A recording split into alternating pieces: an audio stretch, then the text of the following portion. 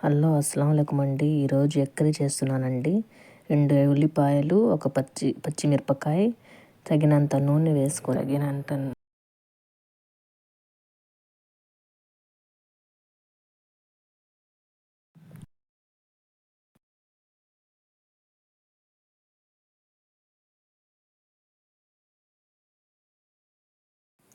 ఆ తర్వాత కొద్దిగా మిరప్పొడి, కొద్దిగా పసుపు పొడి వేసినాక తగినంత ఉప్పు వేసుకొని ఫ్రై చేస్తూ 2 గుడ్లు వేసి గుజ్జుగా చేసేయాలి.